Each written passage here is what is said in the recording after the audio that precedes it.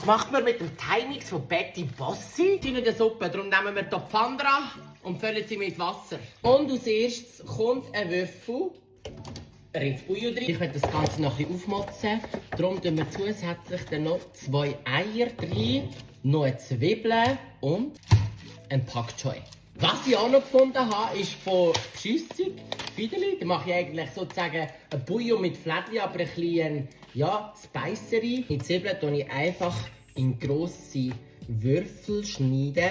Und was ich an diesem Thai-Mix so cool finde, da hat es Maiskälbchen drin und auch Ingwer. Dann keine Ahnung, was das sein soll. Ich weiss wirklich zum Teil nicht. Ich rühre einfach alles rein. Wie eine riesige Bohne.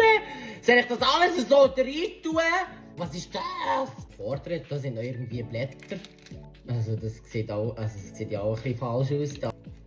Kann man das essen? Ist das auch drin? Oh nein, das kannst du nicht essen. Oh mein Gott. Grösseres Geschöpf auffahren. Dann wir jetzt auch einfach mal rein. Das sind noch Chilischoten. Das ist Zitronengras. Ich glaube, das tue ich schon ein bisschen schneiden. Meine Maiskälbchen. Dann haben wir noch Zwiebeln. Das packst du ja auch schon rein tun. Keine Ahnung, was das hier sein soll, aber es schmeckt bombastisch. Lange nicht mehr etwas geschmeckt, das so fein schmeckt wie gerade das. Das sieht aus irgendwie wie so ein halber Äpfel. Keine Ahnung, was das sein soll. Schön. Oh! Heiß! Ich weiss nicht, ob ich die schon selber rein tue. Theoretisch kann es ja schon ein bisschen verkocht sein. Ja, das ist perfekt so für Fläschlisuppe, glaube ich. Hoffentlich kommt nicht alles auf einmal raus. Hallo? Oh, ja, jetzt. Oh. Ups. Egal.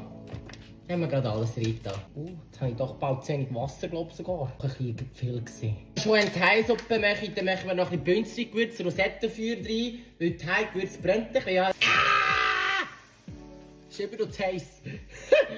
Mein Gott, ich habe jetzt kleine Pfanne genommen, aber ich hätte ja nicht gedacht, dass ich gerade so viel mache. Wir tun noch 2 Eier rein. Das Gefühl in meinem Kopf ist das eine gute Idee. Und was wir natürlich nicht vergessen dürfen, jetzt habe ich wieder aufgeschaltet, ist Zitronensaft. Ready, ich habe definitiv zu viel Pasta drin da, aber ich will ja auch sättigt sein. Von dem her, machen wir doch gerade einen Taste-Test. Ui. Au, es ist eine Geschmacksexplosion. Oh mein Gott, das ist der Oberburner.